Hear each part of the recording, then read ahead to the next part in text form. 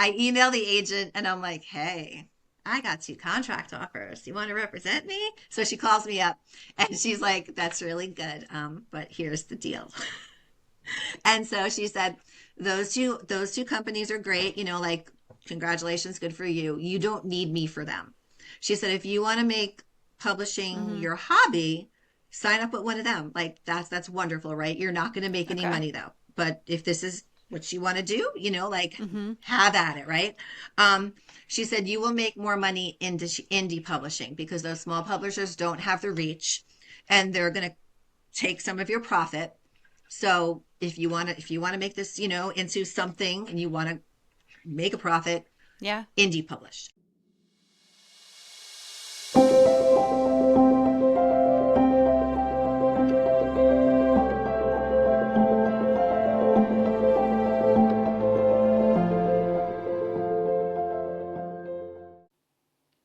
Hey everyone, welcome back to another episode of the Odyssey of a Novel Pod, the podcast where I sit down with self published authors to learn all about the journey and the work that led to their published book. I'm your host, Emily Elizabeth, and today's episode is part 2 with Kristie Wolf, romance author 4 times over, best-selling author, I should say. In last week's episode, we got to know Kristie and the background that led her to be an author. And in today's episode, she really digs into her process and why she published indie, the benefits of publishing indie, and tons of insight and advice on the working life of an author. It's one of the best episodes, in my opinion, in terms of things that you can learn as an author or aspiring author. So I'm not going to waste any more time. We're just going to dive in so you can hear it all right from Kristie.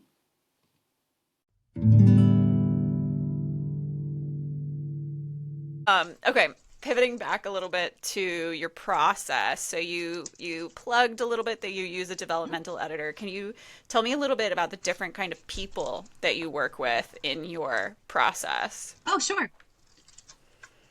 Yeah, so I do 2 rounds of editing and a proofreader. And so once I finish the first draft, and that's how I give Mm-hmm. myself deadlines because as an indie author, you don't have a Yeah. contract, right? And so it's really easy to put things off or Yeah. change dates. But once I commit and say to an editor, I want to, get this to you by this date and I Mm-hmm. pay that deposit, I generally stick to it. Like sometimes I'll ask for like another few weeks and they're generally flexible. They say all authors are like that and they expect it.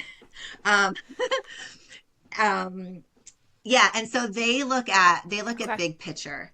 And so, they will say this character needs work. This Right. arc isn't working.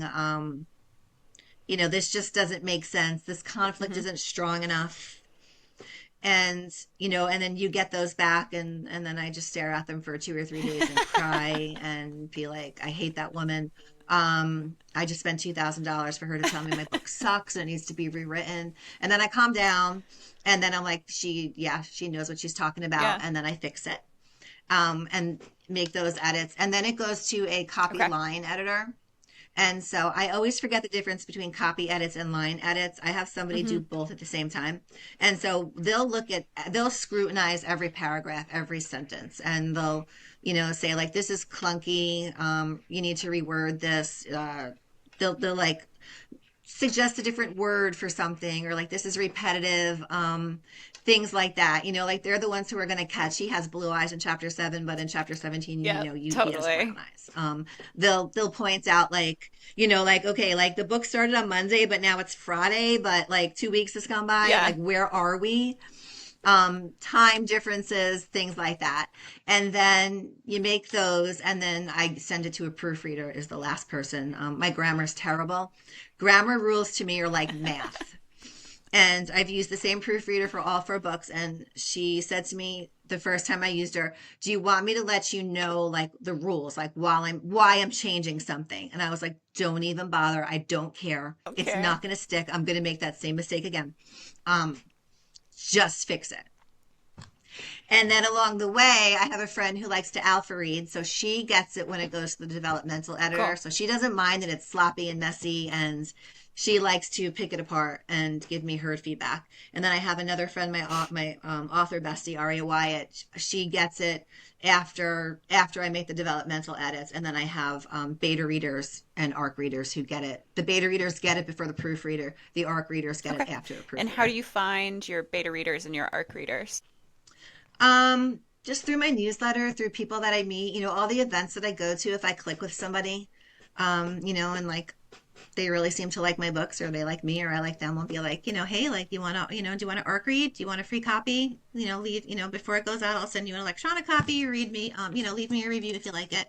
There's Cool. Facebook groups where you can post your ARC and people will sign up for it. But yeah, the list just kind of Yeah. grows, as you get each book going. When you're new at it, you're not going to have that many probably, unless you already have a network established. And so one of the questions that they asked today in the panel was what's the biggest piece of advice you would give to Yeah. other, authors who are getting ready to publish or authors who are working on books. And mine always is, it's not a solitary endeavor. Like I wrote my first two books without any knowledge of any books. I didn't know any authors. I didn't really know any other romance readers, except a few friends that I had. And you need your Yeah. tribe. Like you need people to read your work. You need people to push you. You need people to ask questions, and especially if you're Yeah. going to indie publish, because there's so much to learn. And so my advice is, get those social media accounts established now. Let people know that you're writing a book, make friends, make contacts, network, start a newsletter, even if you Yeah. don't have a book, even if only your 20 people sign up for it, right? It's going to grow. And then that's how you find Yeah. your readers and the people who are going to show up All for right. you. I've got a hard question for you. If you had to Okay. pick between your developmental editor and your copy line editor, and you could just have one, which one would you do? Developmental. Yeah, they make the book better. Yep. So readers will forgive Yeah. typos. They're going to forgive clunky sentences. But if they are not invested in your characters, Yeah. they're going to put the book down. Totally. And the developmental editor is the one who is, like hardcore, like, I don't like him. Like in Too Lethal to Love, he's my cocky Mm-hmm. cowboy from West Virginia. My editor called him inappropriately charming. But she was like, I think there are times when I Yeah. don't like him. And so you need to buffer that, right? And so just things like that are really helpful. My first book, she told me to take out the last 90 pages and write a new Oh my ending. gosh. How painful was that? And I did, and it Okay. worked. Yeah, yeah. It was very painful, but she was like, it was 80 pages, and she was like, I'm satisfied Okay. here. They are in love. They have had their big moment. He has made a sacrifice. I'm satisfied. You don't need the Cool. rest of this. And so I wrote a brand new ending, and she was right, right? And I have read Yeah. books like that. Like I won't name a name, but there's a very popular book, viral TikTok book right now that I enjoyed, and I stopped reading it Yeah. 80% of the way through. They were in love. They sacrificed for each other. Everybody was happy. I did not care about her cousin who was in jail or like in some sort of trouble that they both helped save. I hadn't met him before. I did not Yeah. care about him. I cared about the main characters, and they were happy, and I was happy. And that's the trap that I almost got myself Okay. But the into with that developmental book. editor saved you.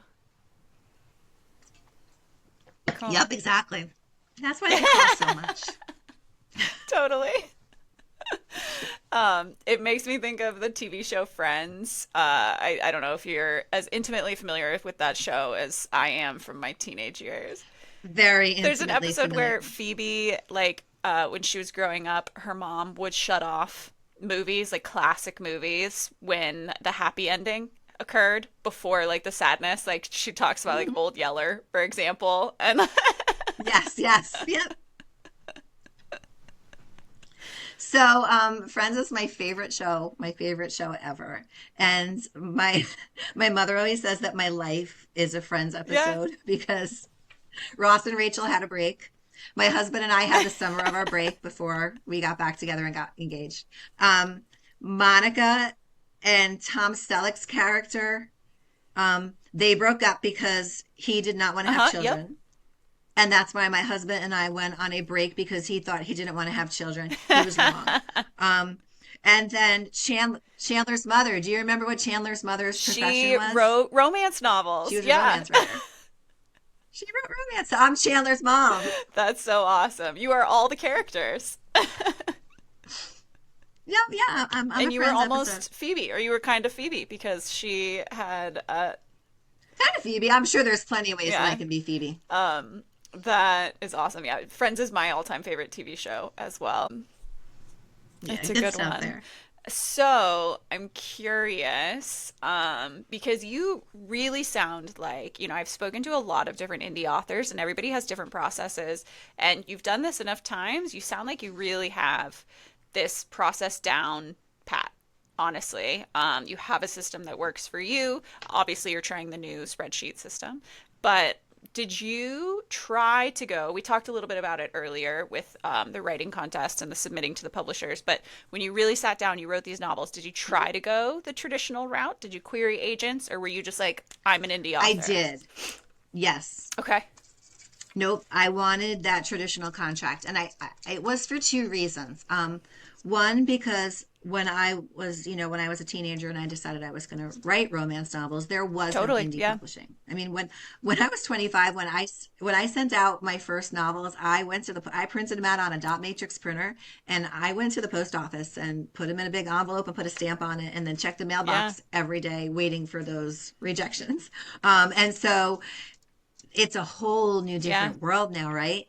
And so I had that stuck in my head. Like I was going to get a phone call from a big publisher and they were going to invite me to their office in New York City. And I used to plan out what I was going to wear, how I would do my hair. I was going to get on the ferry, right? I could picture myself in the elevator going up to their Uh-huh. nice office and they would hand me a pretty pen and I would Yeah. sign my contract. So like 16-year-old Kristie had that stuck in her head. And the other thing was my ego needed the Yeah. validation, right? I was beyond thinking that, indie publishing wasn't like I didn't think that like people who indie published couldn't make it as traditional publishers. I didn't think that they were taking like all the prejudices around Yeah. indie publishing. It was just me, right? It was my vision, and it was just I needed somebody to tell me that I was good Yeah. enough and that I knew what I Yeah. was doing. And there was a third reason actually. Indie publishing it was very Yeah. intimidating for me. Like all the work that you had to do, editors and cover designers, like you have to do Mm-hmm. everything. And I wasn't ready for that, right? Like I just wanted to be focused on the book. It was too much to figure out at once. And so I wrote Too Dangerous to Love in 2017. In 2018, I started pitching it at conferences and Mm-hmm. online pitching. And in the same week in March of 2018, I had two contract offers from ebook publishers, from small publishers, and I had an agent rather, Okay. interested in my work. So That's it was a really huge. good week. And so I emailed the agent and I'm like, hey, I got two contract offers. You want to represent me? So she calls me up and she's like, that's really good. But here's the deal. And so she said, those two companies are great, like congratulations, good for you. You don't need me for them. She said, if you want to make publishing Mm-hmm. your hobby, sign up with one of them. Like that's wonderful, right? You're not going to make any Okay. money though. But if this is what you want to do, like Mm-hmm. have at it, right? She said you will make more money into indie publishing because those small publishers don't have the reach and they're going to take some of your profit. So if you want to make this, into something and you want to make a profit, Yeah. indie published. Um, I want to sign you. I like your book, but it needs some work. So I turned down the two publishers, which was really hard. I'll never forget. I was telling my son, he was a teenager. I was telling my son about it, and he's like, "Go big or Yeah. go home, mom." I'm like, okay.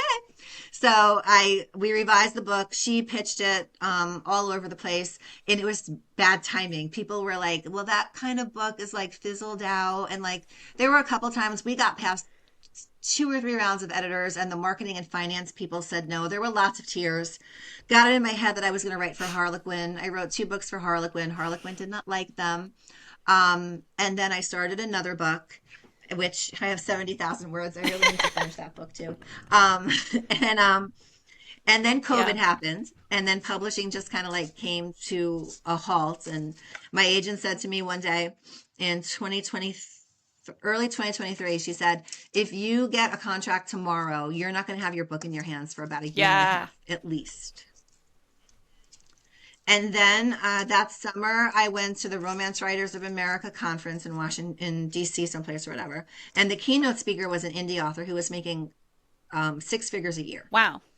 And I was talking to her afterwards, and I was like, I want to indie publish someday, but I want to get that traditional contract first. And, I was telling her my frustrations, and she just looked at me like I was an idiot. And she goes, so Yeah. do it the other way Yeah. then. She was like, indie publish first. And I'm like, oh, wow, that makes really good sense right now Yeah. for some reason. And so then I decided Yeah. I'm going to do it. And so I'm so happy that I That's did. awesome. Yeah. And that's such great advice. That Yeah, yeah. And so, I have friends who traditionally publish and they love it. They will never indie publish. I have friends who traditional publish who will be like, "Can we sit down? Can you tell me about this? Because it's not what I yeah. thought it was going to be." It's funny. Yeah. Two of the things that you said really resonated. Like one, I actually just wrote a blog post on my Substack about exactly what you said about the traditional publishing deal, where like, because I was like, it got me thinking about the traditional publishing deal. I obviously published indie as well. I have many more books coming. But I was like, why do we glamorize the traditional publishing deal? And I'm friends with a lot of indie authors who are super Yeah. pro indie and like honestly somewhat anti trad in terms of like what it asks of books and the way, Hmm. market cycles and all of that. I'm not anti, but I was just like, why do we glamorize it? And ultimately, a traditional publishing deal means somebody picked up your book and said, I like this. And that feels really good. Yes. Yeah. It Yeah. does. It does. I used to, before I was published, I used to like to enter contests, right? So Hmm. like, like the New Jersey Romance Writers had one, and the New York, the Windy City, and the Big Apple, and I did good. Like most of the time, I finaled, right? And so when you enter those contests, the members, the published authors, or whoever, like whoever is a member of that group, will be Hmm. the judges, and then they score you, and then the final round judges are editors and agents. And I've won a few. I have my certificates on the wall over there, right? Like four or five times. And there were several times where the editor would be like, "Hey, like I like this. Send me your manuscript." Okay, great, right? Like $25 well spent, Yeah. right? Like that is the exact reason that I'm doing this. And then nothing. Yeah. Like nothing at all. Like not even a rejection. And that was one of the things that really started making me question, like, do I want to do this, right? Because like, are they gonna is that how I'm gonna be treated once I sign a That's a great contract? point. And I have heard stories, where people are like, I haven't heard from my editor, like the smaller ones going out of business, the bigger ones where like editors quit or get whatever and they're not there. And then the author has to wait for a new Yeah. editor to be assigned. That, there's just that connection between the editor and the author, and it's difficult Yeah. to work with. People hating their covers, and so like I have the cover of my dreams. I have my super soldier with his arm and all of his abs for miles. I have control over that. And the thing that I like most is I can the control, right? So like when my agent was pitching my book, she sent it to people on her schedule. She followed up on her schedule, and it was out of my hands. And Yeah. I didn't like that. And so I'm in control of my success. And it's not just being in control of my story and my covers and my rights to the book. I feel like I'm in control of my author career. Like if I want to do a special Yeah. edition, I can do one, right? If I want to put Santa hats on my super soldiers, I don't need anybody's permission. That's so true. And yeah, I mean that I love what you just said there, that you are in Yes. charge of your success. 100%. Yes. Yep. Yeah. It goes beyond the book, because I don't think about it as an author career. I think about it as my author experience. Like next weekend, I'm going to North Carolina. I'm Hmm. driving 7 hours to go to a bookstore. And they have two locations, so they're going to have me on Saturday and Sunday, Yeah. which is lovely, right? Am I gonna break even? Not a chance. Um, but I am going to have a Yeah. really good time. I'm going to do so much plotting on Yeah. that drive, right? I am gonna I have a PA. She lives in Virginia. Her and her husband are going to meet me there. They're going to be my Valentine's dates for the weekend. We're putting together a list of other bookstores to go to in the area, like just to stop in and be like, hey, this is who I am. This Yeah. is my information. I can connect with a whole group of other people who I haven't met yet. And that's the way I look at it, right? And so that's me putting on my burgundy. I like to wear sparkles Love too. it. I like fringe. I'm from Jersey. Yeah. I'm all about the bling. Um, I get to put makeup on and do my hair and spend time with people who love the same Yeah. thing that I love. And if you invite me to your event, if you invite me to your store and I can get there, I will, because Yeah. it's an experience. I have author friends who will be like, "Well, that's not a good return on investment." And that's not really, there's it's more of the return on my investment is more than just a Yeah. dollar sign.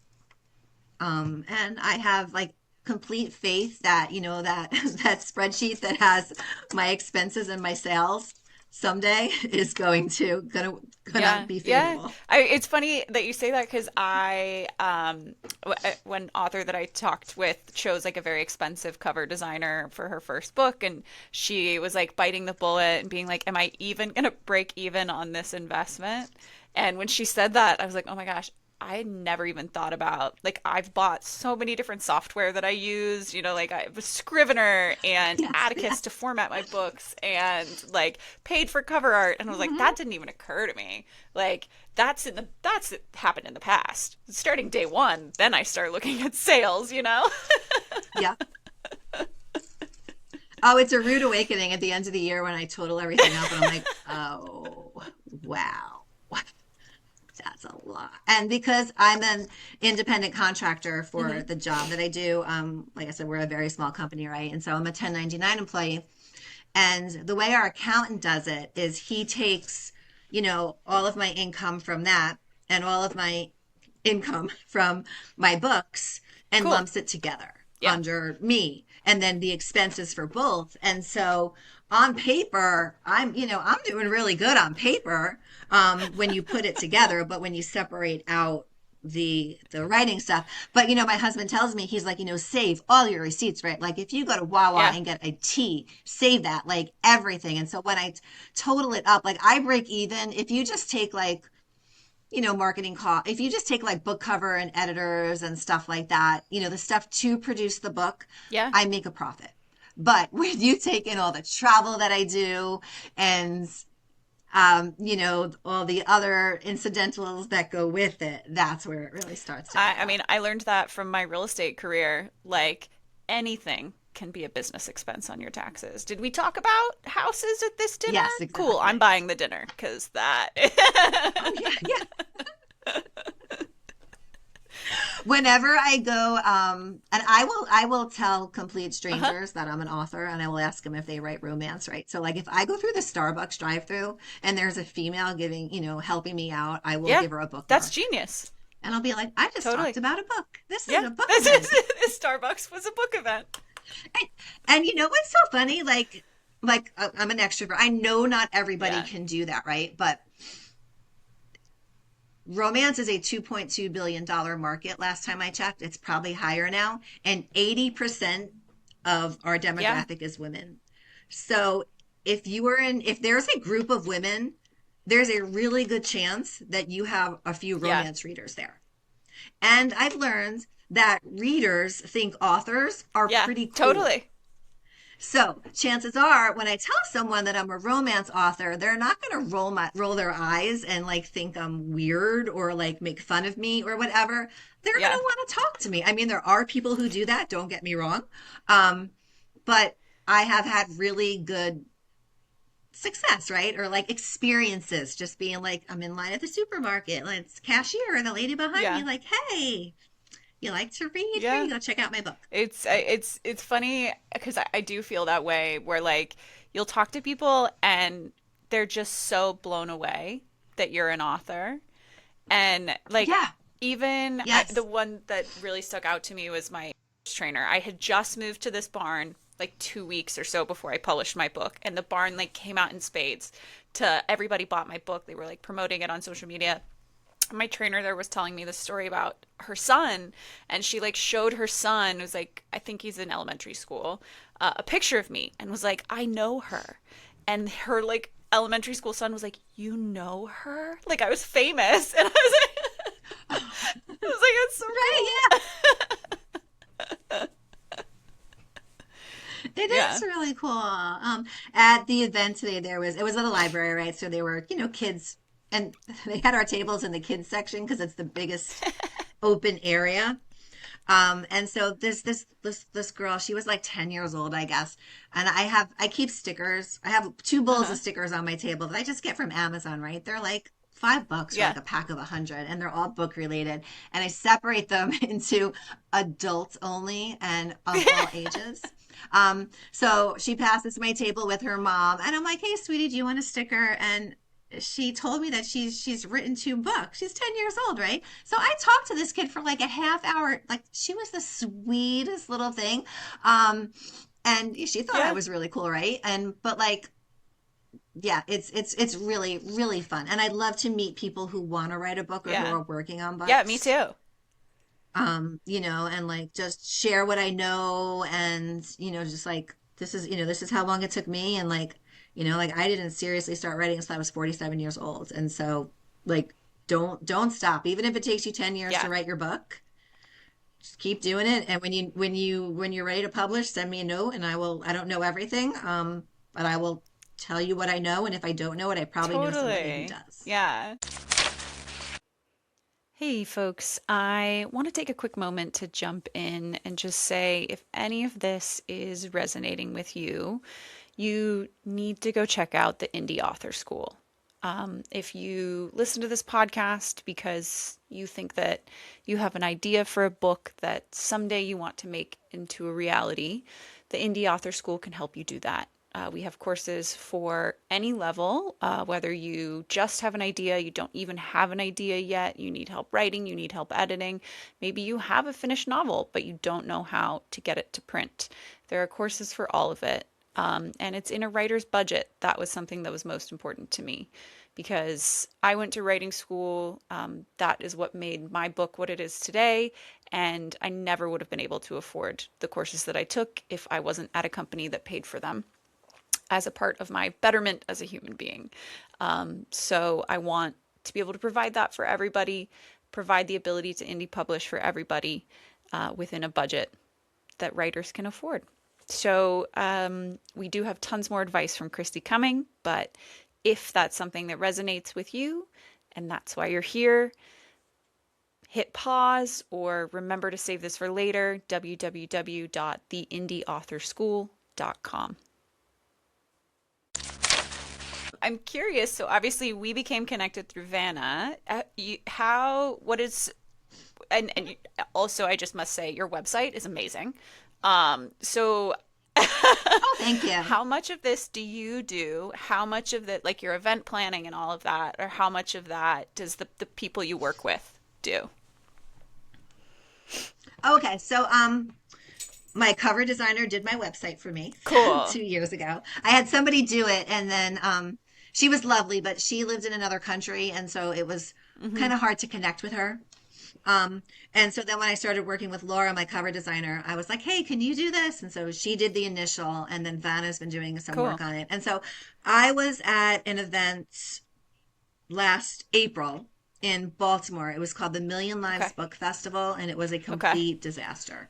Um, I had a good time. I sold books. I met a lot of people there, but it Rough. wasn't a Okay. great event, right? Like it was like made the news in Like a the Fire bad Festival of way book events. event. Um, yes, exactly. It's been Oh, compared to the okay. Fire Festival of book events. And so, but I met Vanna there. And so she was working with a couple other women, and they were doing something called they called it Hmm. TBR Trio, where they were interviewing authors and had like started a YouTube thing, and they were doing the interviews at Cool. bookstores. And so they were like, we will reach out to the bookstore, you go there, and then we do the interview, and then okay, Yeah. this sounds fantastic, right? So I go, they were lovely.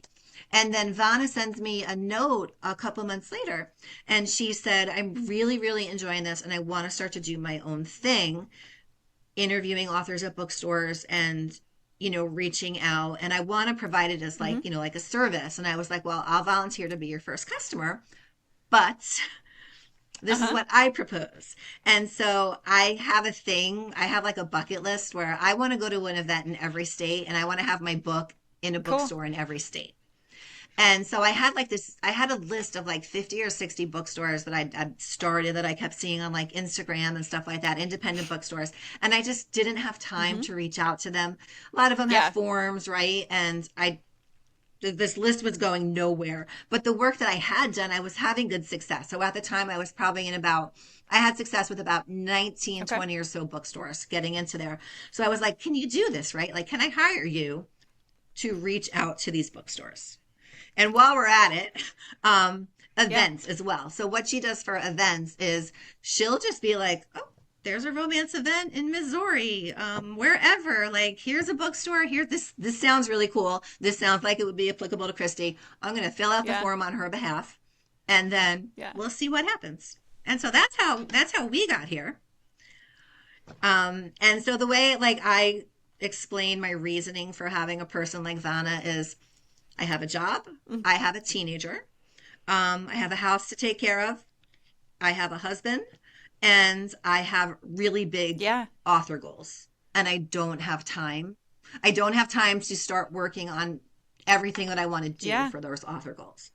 And so that's what Vanna helps me with. And now it's mushroomed into she updates the events on my website, and she schedules social media Cool. posts for That I me mean as that's well. huge because like honestly as an Yeah. author, you have to have a social media presence and it's such a creative activity Mm-hmm. to do create those social media posts. And so if you spend a morning making social media posts, you're like almost creatively drained at that point and then can't sit down and Yes. to write Yes. and it's like all I want Mm-hmm. to do is write. Right. And then like I will use that as like my biggest procrastinator. Where like, okay, I'm not writing, but I'm doing something bookish, so it's okay, right? And one of my favorite authors is Okay. Rebecca Zanetti. Um, and I mean, I have seen her, say and right, like it's always Hmm. about the next book. And I always have to remind myself, right? Like, it's great that these books are out there. I want people to read them. I want people to buy them. I want to market them. But I have to remember that always a next book coming, and that needs to be a Yeah. priority. That's a great I needed to hear that, honestly. I want to tape it. Like, I'm going to make a sign and I'm going to tape it like right above like my laptop, like the Yeah. next It's always book. about the next book. Yeah, totally. Um, well, first of all, I feel like I could talk to you forever because you are such an enjoyable person to chat with, and this is so fun. Oh, thank you. I'm having I fun. want to try to just do three more quick questions. Maybe not so quick Okay. because they might be hard ones, but so in the whole process, start to finish, what is your favorite part? Writing, editing, publishing. I think you kind of answered this already, and I think I know, but what is your favorite part of the whole experience? Well, my favorite part of the whole experience is selling Yeah. directly to people, like going to events and bookstores and meeting people. My favorite part of the writing Okay. process is editing. A Yeah. lot of people hate it. Yeah. I'd like to edit. That's super cool. Yeah, I like to keep drilling down until I find the perfect word, the perfect emotion that Yeah. we're going for, right? And I will just keep playing with it Hmm. and playing with it until I Yeah. get it right. Until it makes me feel, whether I'm tearing up or I'm laughing, I'm feeling sorry for somebody, right? I'm scared. Like I know what I want out of that scene. I know what I want out of that sentence or that paragraph. And I never want to publish anything and say Yeah. it'll do. Yeah. It's good enough. Like if it will make me feel a certain way, it's going to make someone else feel a Yeah, certain way. I saw one of my friends shared this thing with me that is like I guess, a author strategy, and it's called something like 20 for 50K or something Mm. like that. And it's like, just if you rapid fire publish 20 books, you'll easily be making 50K. And I was like, that's cool. Yeah, I've Yeah. heard And I was that like, that's too. cool, but also like, I want the books that I put out in the world to be quality. If I rapid fire publish 20 books, they're not going to be great. Yes. No, they're not. No. Mm-mm. No. I mean, yeah, you got to be proud of it, and you got to, you know what Yeah. you want out of it, right? Like, you know, and so you just got to keep doing it until it Yeah. gets there. Actually, so your answer made me have a different question. I promised you three questions. But That's okay. I asked you how I'm good. long generally, like, writing the book. How long is your editing Mhm. process within that, since that's your favorite part? So it'll go to like the developmental editor will have it for like Okay. 2, 3 weeks, and then I'll give myself anywhere from two to Okay. 3 months to make those developmental Okay. edits because those are big. And then it'll go to the copy line editor, and then I'll give myself several weeks Okay. to make those edits. And then that'll come back, and then I'll need several weeks to Mm-hmm. make those edits, get it to ARC readers. And I'm kind of tight right now, so the prequel needs to be done by July. Um, I have an author friend. Her name is Okay. C.R. Riley, and she writes contemporary romance, a bit of suspense, and she's so energetic, and she's just always organizing stuff, which is amazing. And she is so supportive of other authors. So she's doing this thing called Heartthrob of the Month. Amazing. And there's 12 of us. We're all romance writers, and we all have a month. And we're writing a free book, a brand new free book, and we're going to share them in Okay. our newsletter. So it's like a round robin, right? And so every month my month is July. And so in July, those 11 other authors will be sharing my prequel. Cool. And so February, I'll share someone else's book. So it's our evil way of getting you to sign up for our newsletter. You get a free book, and hopefully you get hooked on my Viper series, right? And you like me. And so this is the first time I've had a deadline that wasn't because I said I had a release date, or like I pay, it was Yeah. with an editor. Like I'm committed, right? External. Like, It's and so I'm started, like, I got, hunkered down and started this book way too late. And so, yeah, so February, I'll get it back at the end of February. I'll take like March and April for developmental edits. And then I'll have like May okay. for, yeah, so Yeah. I'm good. I'm good. Yeah, I copy believe in you. line edits. So, yeah, all right. Yeah. I'm a little less Good. freaked out now. Good. That's awesome. Um, what's your word count usually on like a first draft? I have this will be about Okay. 70,000. So I have 60,000 right now. I need to add a few more chapters, so I think it'll be about 70. And my books are anywhere between 75 and 82, which are the You, ones that I have published right now. So 75 to yeah, you 80 is already my have sweet sixty spot. thousand words done. You're gold. You got this. Yeah, Yeah, I'm good. you It's can due do in it. five I days. believe I in can you. do it. Um, So with the last book, I was super behind, right? And so I'm 55 years old. I am no spring chicken anymore.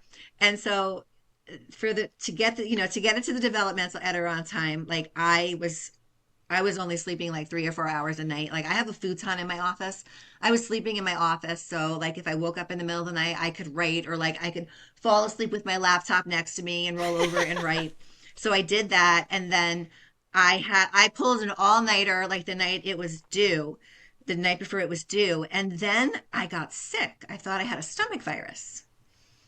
So then the copy line Uh-huh. edit time comes 2 months later, and I pull the same thing, and I got what I thought was Yeah. another stomach virus. It wasn't a stomach virus. When I don't get enough sleep, I physically Yeah. get Totally. sick.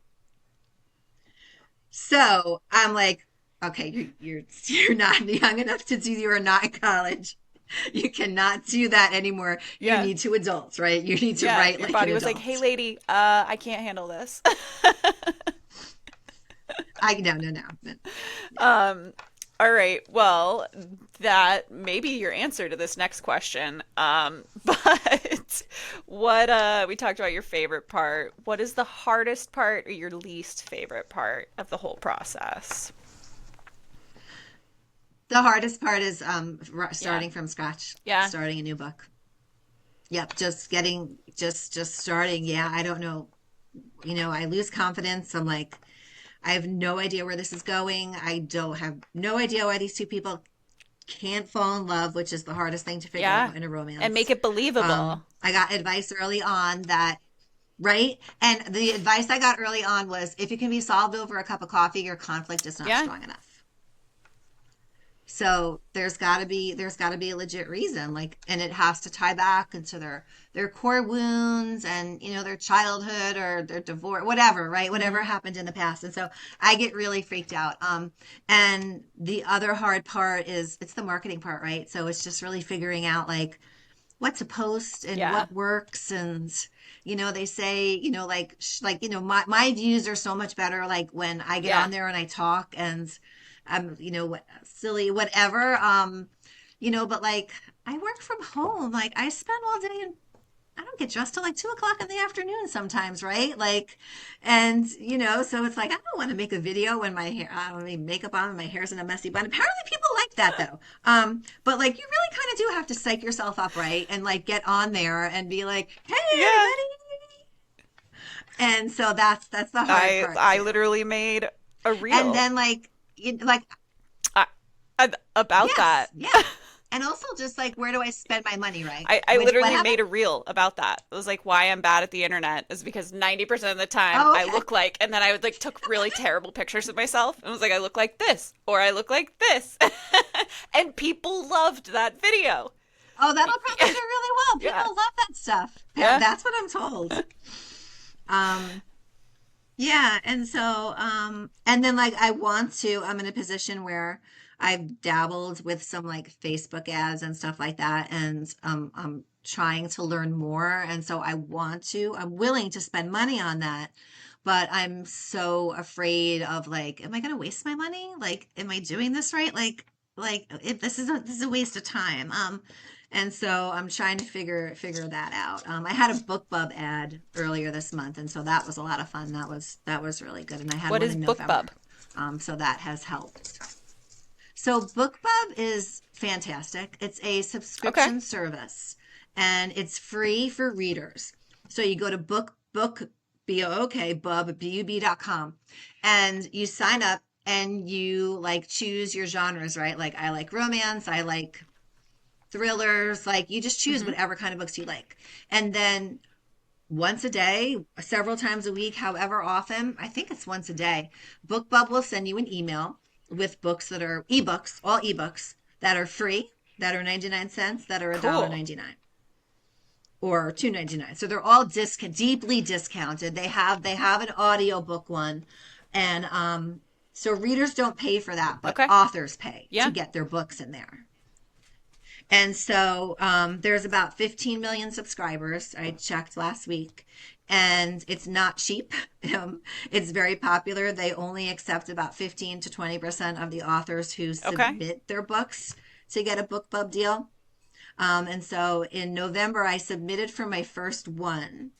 And it was so they call it a Uh-huh. featured deal. And I think I said I wanted to price my book at $1.99, and they were like, "No, thank you." But they Okay. offered me a free deal. So I put my book for free on Amazon, and then they sent it out in their newsletter for free, and it was incredible, like totally worth it. And then I submitted another one, my Knights of the Hearts of Valentine's Day one. So that was in their February 1st newsletter for 99 cents, and that one worked out really well too.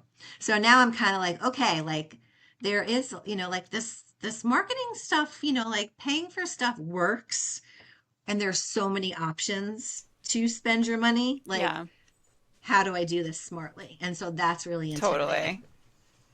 But sign up for BookBub. BookBub is Okay. amazing. I only have two questions left, so let's just knock those out real Okay. quick because I have no idea what just happened.